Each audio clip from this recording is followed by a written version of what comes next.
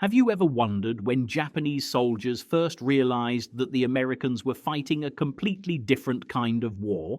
At first, Japan's forces seemed unstoppable across the Pacific, disciplined, fearless, and convinced of their superiority. But then something changed. Their strategies that once crushed opponents began to fail, and the enemy they underestimated started turning the tide with new tactics, advanced technology, and an unshakable resolve. The moment this shift became undeniable marked a turning point in history. Keep watching as we uncover the Battle of Guadalcanal, the moment Japanese soldiers realized the US was ahead of its time. At 6:14 a.m. on August 7th, 1942, Japanese personnel stationed on the island of Guadalcanal near Lagi and Kavutu Tanambogo were awakened by heavy bombardment from US Navy cruisers and destroyers targeting suspected Japanese positions across the islands. American transport ships soon moved into position to unload thousands of Marines onto Guadalcanal. To their surprise, the Marines encountered no resistance as they came ashore. The Japanese had been completely caught off guard by the sudden arrival of American forces. For months, Admiral Ernest J. King, the U.S. Navy's Chief of Naval Operations, had been pushing to take the offensive in the South Pacific. After the major American victory at Midway, which largely eliminated the threat of the Imperial Japanese Navy in the Central Pacific, Admiral King, on June 24, 1942, ordered Commander-in-Chief of the Pacific Ocean Areas, Chester Nimitz, to prepare a plan for capturing Tulagi. However, when US radio intelligence revealed that the Japanese were constructing an airfield on Guadalcanal, a move that threatened Allied supply routes to Australia, the island was added to the list of operation targets. To execute the assault, the underprepared US 1st Marine Division was hastily assembled in New Zealand. Their mission, now known as Operation Watchtower, was to capture the islands. On August 7th, Marines landed on Tulagi, Guadalcanal, and Kavutu Tanambogo. On Guadalcanal itself, the Marines met almost no opposition and gradually pushed inland. However, on Tulagi and Kavutu Tanambogo, they faced fierce Japanese resistance and endured heavy casualties in brutal close-quarters combat to clear out the defenders. It took until the next day for Tulagi and Kavutu Tanambogo to be officially secured. Nearly all 850 Japanese defenders were killed in the fighting, with very few taken prisoner. The savage battles for these small islands north of Guadalcanal were a grim preview of what was to come throughout the Pacific campaign. As August 8th drew to a close, the Allied situation seemed relatively stable. The airfields on Guadalcanal were firmly in American hands. Japanese air attacks on August 7th and 8th resulted in heavy losses for them, with only one American transport ship sunk in return. But this sense of security quickly vanished in the early hours of August 9th, when a Japanese cruiser force under Admiral Mikawa launched a surprise night attack, devastating two Allied cruiser groups in the dark waters near Guadalcanal. 4 Allied heavy cruisers were sunk, while Japanese losses were minimal. This engagement would later be known as the Battle of Savo Island. Fortunately for the Marines on shore, Admiral Mikawa chose not to continue his assault on the vulnerable American transport fleet anchored nearby. Even so, with his cruiser screen destroyed, Admiral Kelly Turner had little choice but to withdraw his fleet from the area. This withdrawal also took away a large portion of the Marines' supplies and left 1,800 men from the 2nd Marines still aboard ships that never made it to shore. After the transport fleet's departure, Major General Alexander Vandergrift was left with just under 11,000 Marines to defend the newly captured airfields on Guadalcanal. More than half of these troops were still stationed on Tulagi and Kavutu Tanambogo. With too few men to establish a full defensive perimeter around the airfield, Vandergrift decided to move 4 battalions, 2 each from the 1st and 5th Marine Regiments, to the coast to guard against a possible Japanese counter-landing. His only reserves consisted of one battalion from the 1st Marines and a light tank company. Further inland, the Marines' defences were limited to a few scattered outposts and artillery units. To make matters worse, Vandegrift's men had very limited supplies of food and ammunition. For their survival, the most crucial asset was the airfield itself. Fortunately, in their rush to retreat, Japanese construction workers had left behind their heavy equipment, which the Marines quickly put to use. A few days later, on August 15th, the Marines were approached by Martin Clemens, the British government's official representative on the island, accompanied by several Solomon scouts. Clemens and the local islanders offered to help by scouting and gathering intelligence on Japanese movements. Vandegrift gladly accepted their assistance, and their efforts would later prove invaluable to the Marines on Guadalcanal. By August 18th, the construction of the airfield was complete. It was named Henderson Field, in honor of Marine Squadron Commander Lofton Henderson, who had been killed at the Battle of Midway. 2 days later, on August the 20th, 19 Wildcat fighters and 12 SBD Dauntless dive bombers landed at Henderson Field, to the great relief and excitement of the Marines below. However, even as the Marines strengthened their positions, the Japanese were already preparing a counterattack to retake Henderson Field. Shortly after midnight on August 19th, 6 Japanese destroyers arrived at Taivu Point, carrying the first 917 men of Colonel Ichiki's 28th Infantry Regiment, the first echelon of his force. Ichiki had been ordered to seize the airfield if possible, and if not, to secure a defensive position and wait for reinforcements. A former instructor at the Imperial Japanese Army's infantry school, Ichiki had a reputation for being aggressive. He had previously commanded troops in China, including during the 1937 Marco Polo Bridge incident, which marked the beginning of Japan's long conflict with China. Before leaving for Guadalcanal, Ichiki had been warned that as many as 10,000 Marines might be on the island. Still, he confidently claimed that his men would capture the airfield within 2 nights of landing. As his troops disembarked, Ichiki was certain that their trademark nighttime bayonet charges, a long-standing Imperial Japanese tactic, would easily overwhelm the American defenders.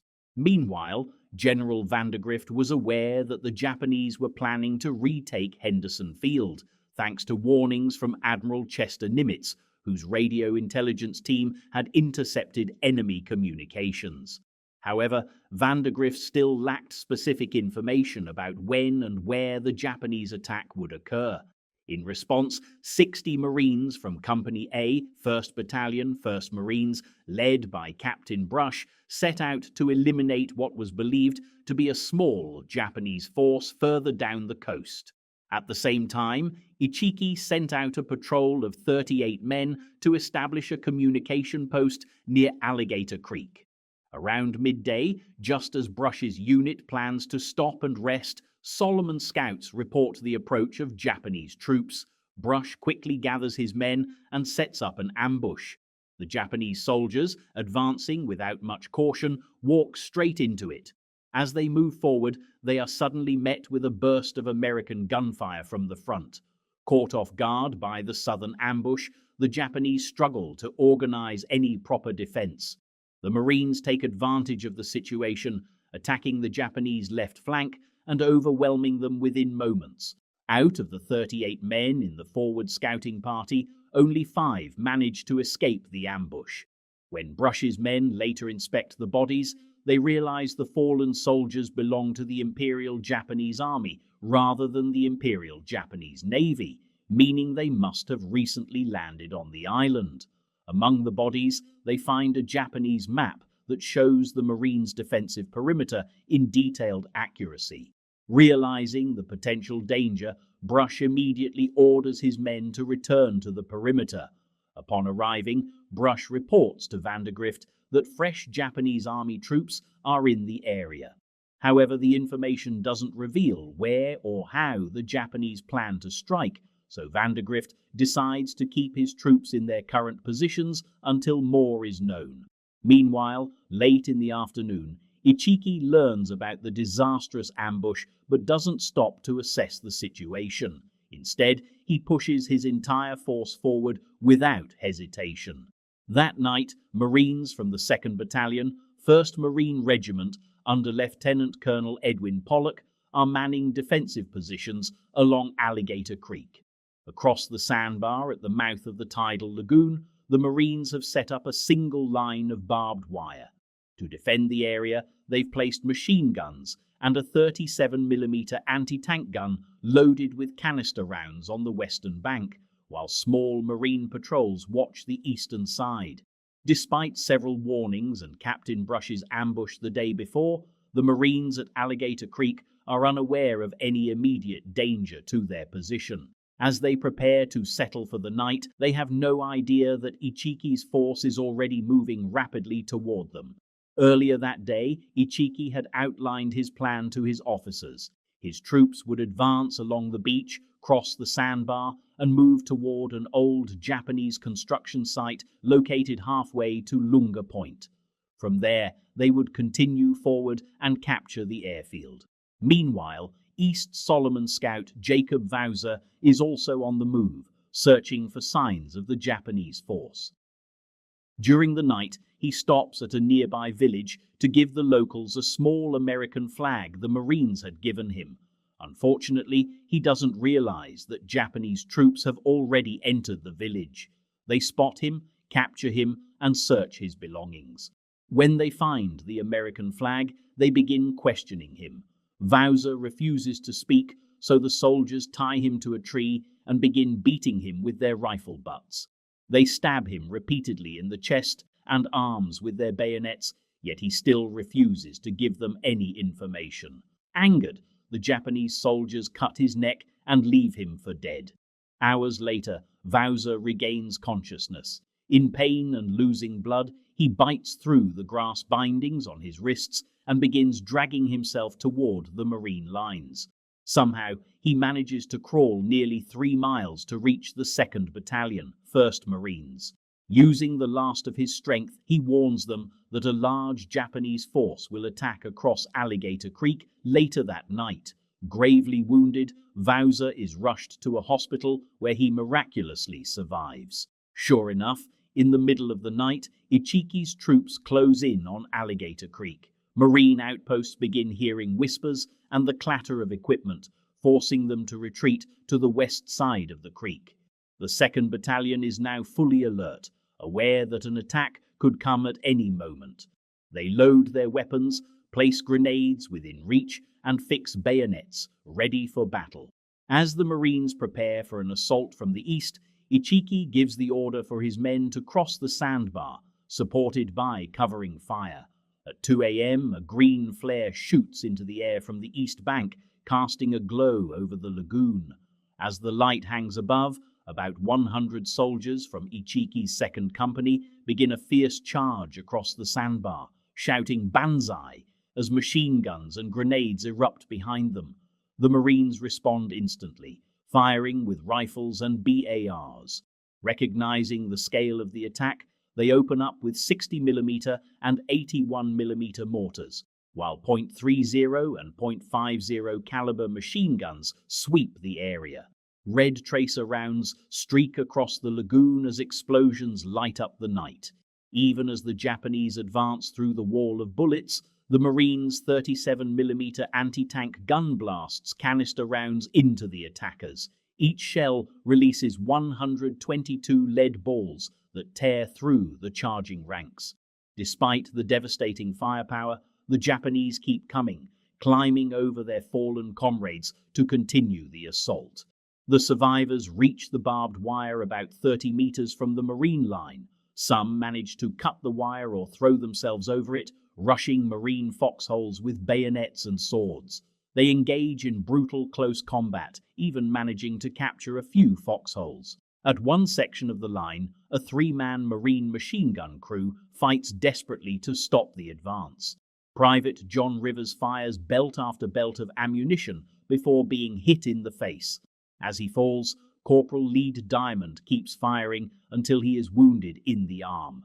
Then Private Albert Schmidt takes over, continuing to fire the gun until a grenade explodes nearby, sending shrapnel into his eyes and blinding him. Thrown backward, Schmidt somehow drags himself back to the gun, picks up his pistol, and keeps firing at the attackers. Farther up the creek, as the Marines battle the Japanese at point-blank range, a Japanese machine gun team positions itself inside an abandoned Amtrak. From there, they open fire from the flank, striking the 37mm gun crew and forcing them to withdraw. After his second company is devastated, Ichiki orders his third company to advance. Just like the ones before, the men charge across the sandbar under relentless Marine fire. The Marines unleash every weapon they have to stop the Japanese push, and once again, most of the third company is wiped out before reaching the other side. Farther up the creek, Ichiki's 1st Engineer Company attempts to cross directly through the water. Moving slowly and exposed, they too are met with a storm of gunfire and suffer heavy losses. A few manage to reach the Marine positions on the west bank and disable a 37mm anti-tank gun before being killed. Behind the front line, Lieutenant Colonel Pollock surveys the battlefield. Seeing the Japanese gains at the sandbar, he orders a counterattack by a platoon from G Company. The platoon pushes forward, methodically rooting out and eliminating the remaining Japanese soldiers who had broken into the Marines' position. Behind the Japanese line, the 3rd Company's commander begs Ichiki to retreat, but he refuses. Instead, Ichiki prepares for yet another assault. Japanese machine guns and 70mm artillery pieces are brought up to the east bank to target Marine positions. In response, Marine commanders call for artillery support, and 75mm shells begin pounding the east bank. The barrage forces Ichiki to move his headquarters farther to the rear. Launch a surprise attack. Instead of charging across the sandbar, they attempt to move south along the beach, hoping to outflank the Marines guarding the crossing. Ichiki believes this maneuver might catch the Americans off guard, but his plan fails. The Marines spot the 1st Company wading through the shallow water and prepare to meet them. Although the southern beach is defended by only one platoon from Easy Company, the Japanese attackers are quickly cut down by machine gun and mortar fire. Within moments, Marine artillery joins in, blanketing the area with explosions. A few soldiers make it all the way to the Marine positions, but are killed before they can engage. Under the crushing weight of Marine firepower, nearly the entire 1st Company is destroyed. At this point, Ichiki finally orders the remaining elements of his 4th Company to fall back about 200 meters into a nearby coconut grove. As the sun rises, Marine commanders decide to maintain pressure and completely destroy the remaining Japanese force. Vandergrift quickly approves a plan to surround and finish them off. Later that morning, the reserve 1st Battalion, 1st Marines, crosses the creek farther upstream and begins to move around behind the Japanese position towards the beach on their far side. Near the coastline, a small group of Ichiki's men attempt a desperate bayonet charge to break the encirclement, but the Marines easily cut them down. As the Marines close in, some Japanese soldiers try to flee toward the beach, only to be struck down by rifle fire. Those who manage to reach small boats are quickly targeted and destroyed by patrolling American aircraft. By afternoon, with the Japanese position completely surrounded, the Marines push 4 Stuart light tanks across the sandbar into the coconut grove. Japanese grenades and mortar rounds explode around the tanks as the remaining defenders fight desperately. Lacking any anti-tank weapons, Japanese infantrymen are gunned down as they attempt to approach with mines and grenades. Amid the chaos, one of the tank's tracks is damaged. Seeing this, the tank crews position their vehicles close together to protect the men escaping from the damaged tank. Realizing the battle is lost, Ichiki burns the regimental colors and takes his own life. Small groups of survivors try to flee toward the beach and the open water, but all are killed. As the Marines move among the fallen, they try to help the wounded. However, some of the injured Japanese open fire on the medics, attempting to aid them. After this, the Marines take no more chances. Only 15 Japanese soldiers are captured alive. When the battle finally ends, the Marines are faced with the grim sight of 777 Japanese dead scattered across the small battlefield. In return, only 44 Marines have been killed. Though minor in scale compared to other battles of the Second World War, the destruction of Ichiki's force delivers a heavy blow to the image of Japanese invincibility that had persisted since Pearl Harbor. The Marines are stunned by the determination of Ichiki's men, who chose to die fighting rather than surrender, even when wounded. This would harden the attitude of Allied troops toward their Japanese opponents in future battles. While Ichiki's defeat is devastating, Japan's determination to reclaim Guadalcanal does not fade. In fact, it grows even stronger. If you enjoyed this breakdown of the Guadalcanal campaign, make sure to hit the like button and subscribe for more deep dives into World War II history. Drop a comment below and tell us which battle or moment you'd like to see next. Thanks for watching, and we'll see you in the next video.